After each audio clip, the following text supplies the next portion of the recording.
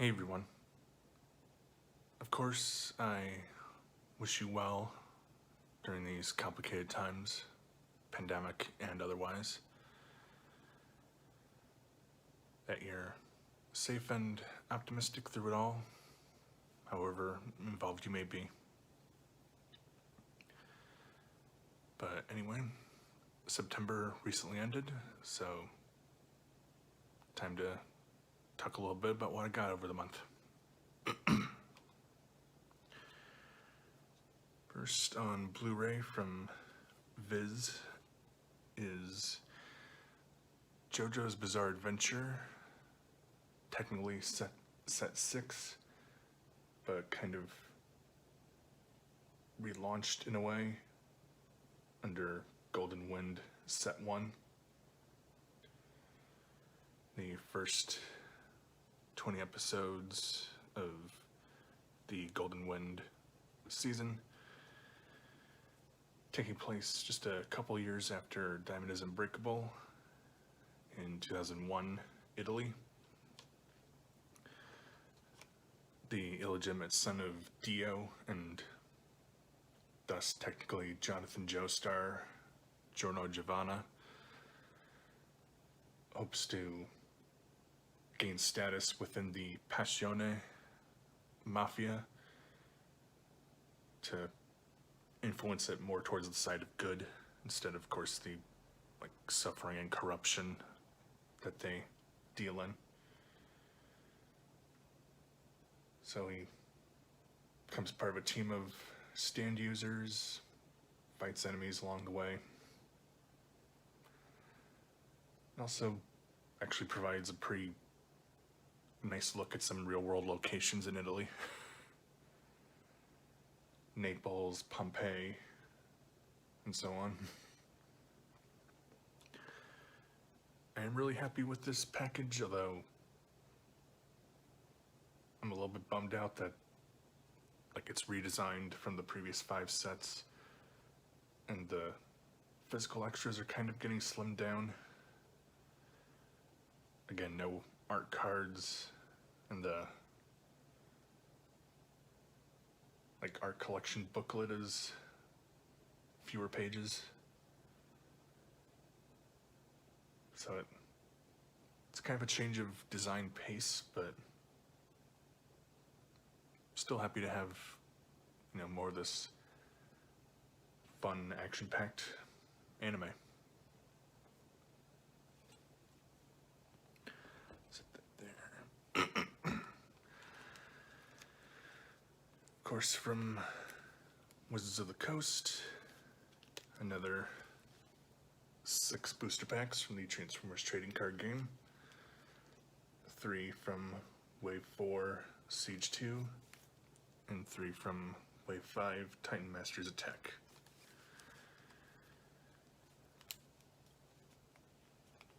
Siege 2 having 6 battle cards with 1 large foil and 1 small foil character card.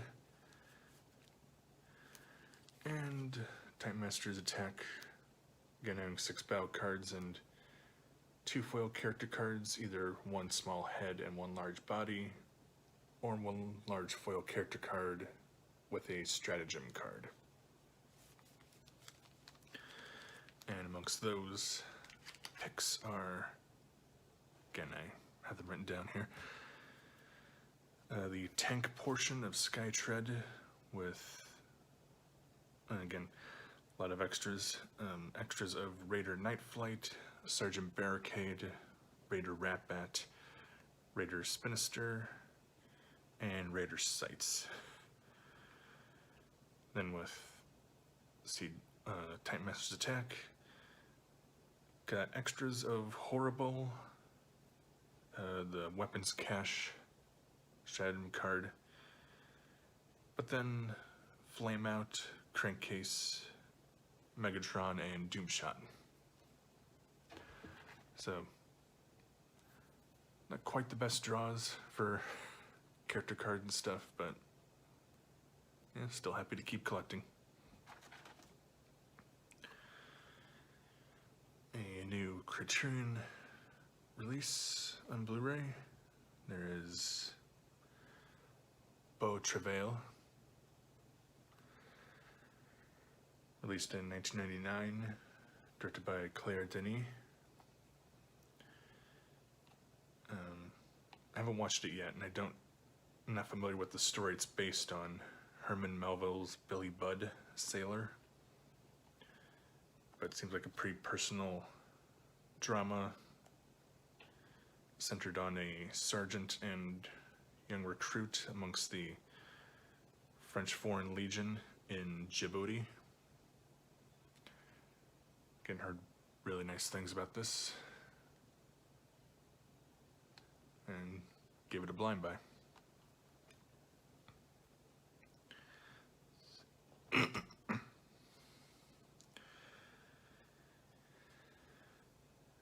Nice anime Blu-ray with Weathering with You, the Shout Factory and G-Kids Blu-ray release. The latest feature from Makoto Shinkai, who directed Your Name, amongst other well-received projects. Somewhat connected to Your Name, but in kind of maybe sort of a loose multiverse kind of way. But again, it's a nice like adolescent drama fantasy, which a young runaway to Tokyo meets a young girl who can clear rainy weather with a prayer, exploring sort of the kind of implications of all of that, both like culturally and fantastically. Not quite as good as Your Name, in my opinion, but still very fun and very heartwarming.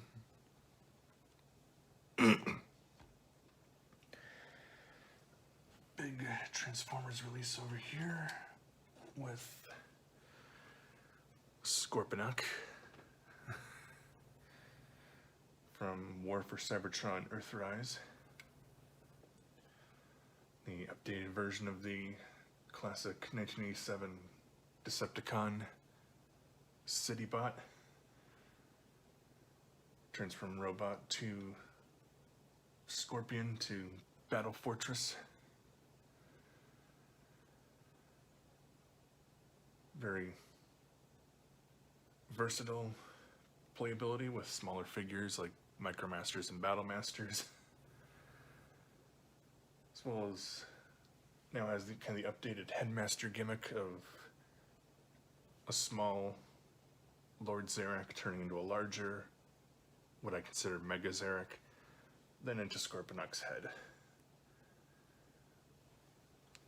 Very impressive figure.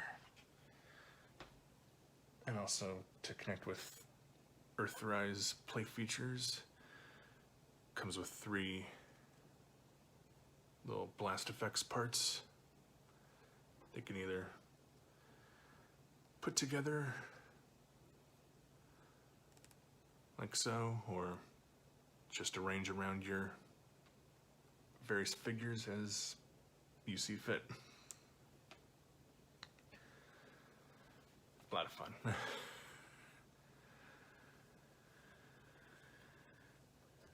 Back to Criterion. More on my Wes Anderson collecting. So there is The Life Aquatic with Steve Zissou, released in 2004. Guessing kind of a Moby Dick sort of thing, with an oceanographer taking a team to hunt down the elusive jaguar shark. Kind of exploring, I guess, the big and small journeys along the way there.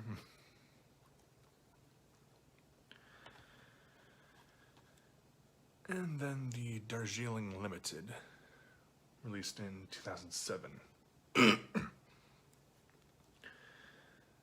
about these three brothers reuniting for a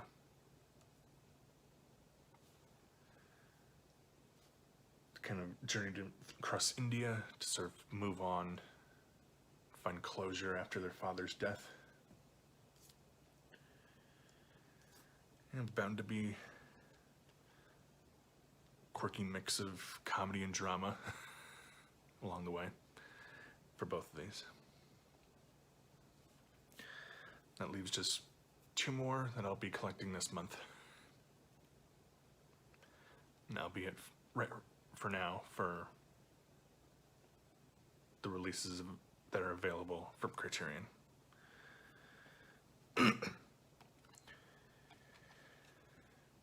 Onward to the rare DVD with Rick and Morty Season 4.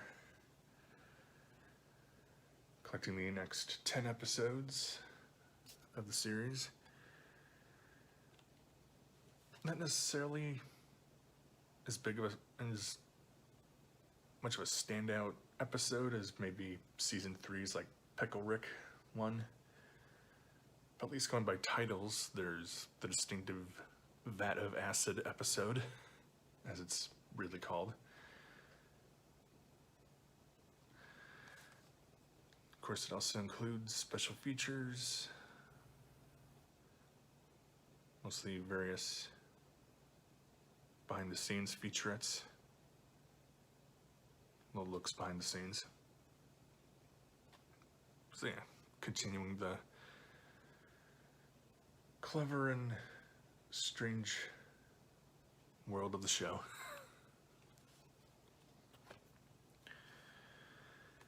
And a second new Criterion release.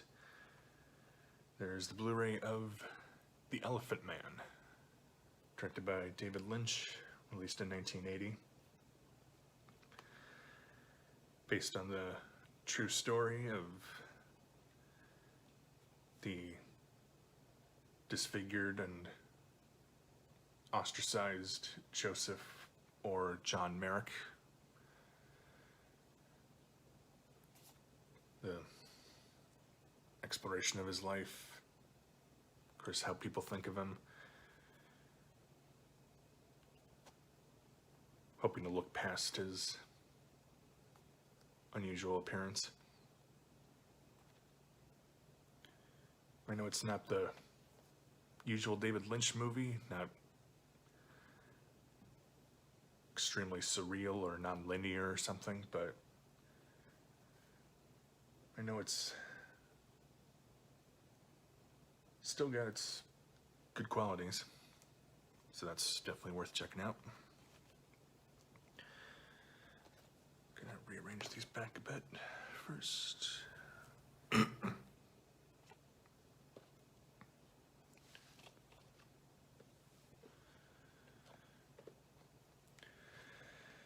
And onward to comics. Fell behind a little bit in collecting these trades, but anyway, there's from Boombox, Volume 14 of Lumberjanes, X Marks the Spot.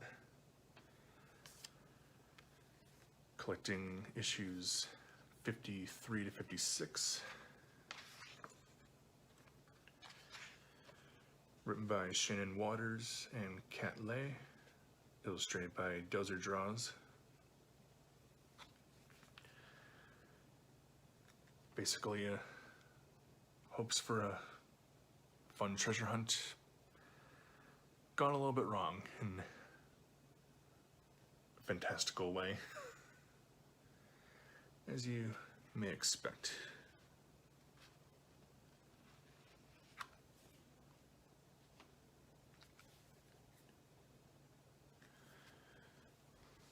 Or may not expect.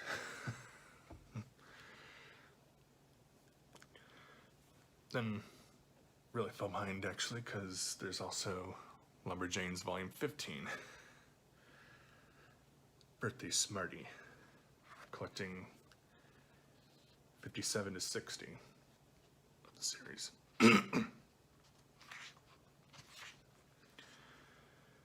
Again, written by Shannon Waters and Cantlay, illustrated by Anne-Marie Rogers.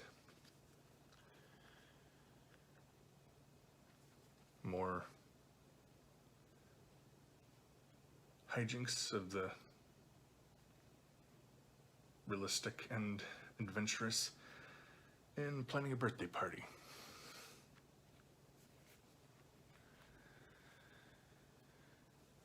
Then quite a few single issues here. The next issue of IDW's Transformers reboot with issue 23, written by Brian Ruckley, art by Anna Melkova, exploring the political situation between Sentinel Prime and Megatron reaching its breaking point. A lot of talking, but also quite a bit of action.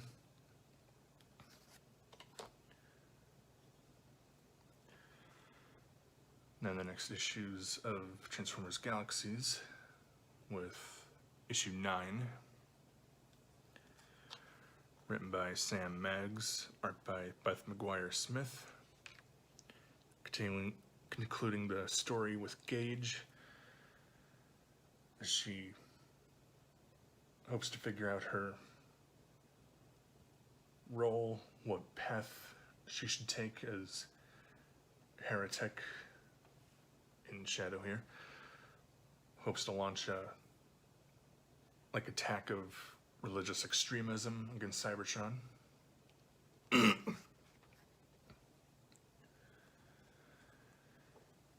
Then issue 10,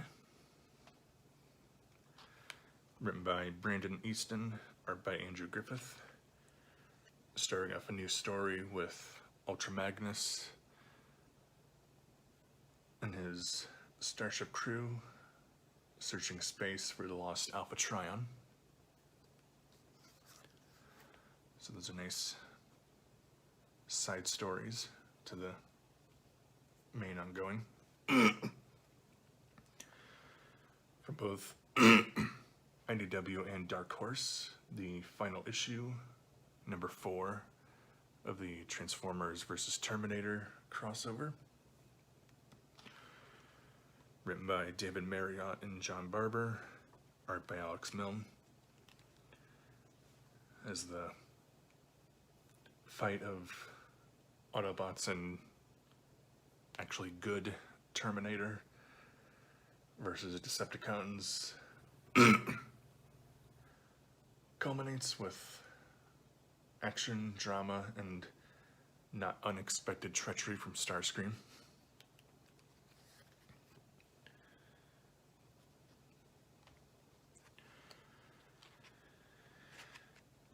From Oni Press, I had to remind myself, the next Invader Zim quarterly release, Dib's Dilemma,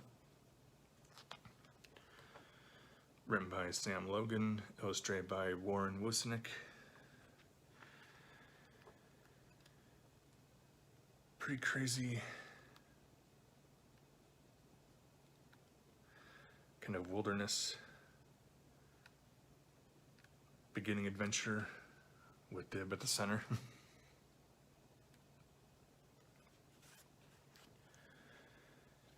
And finally, from IDW, the second issue of My Little Pony and Transformers crossover. With, again, 2 10-page stories compiled together. First there is Inspiring, written by Ian Flynn, art by Sarah Pita DeRoche, with Spike teaming up with Grimlock to protect the Ark. And then They Eat Ponies, Don't They? Written by Sam Maggs, art by Casey Collar. Sorry. In which, gotta check. Yep. Pinkie Pie and Gage host a cooking show when Shockwave messes with the fun. And also, the first story involves the Constructicons as the bad guys. Figured I'd kind of be consistent there.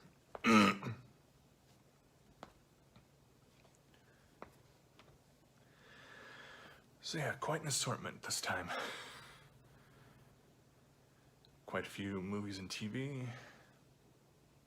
A little bit of toys and games. And quite a few comics. So yeah. With October, I think I'm a little less sure of what I'll be getting. Might be some surprises along the way, as opposed to a lot of planning with this. So again, hope you're doing well out there. Kind of balancing both being careful and looking ahead. So with that, I'll be back in early November to talk about the October purchases. See you later, folks.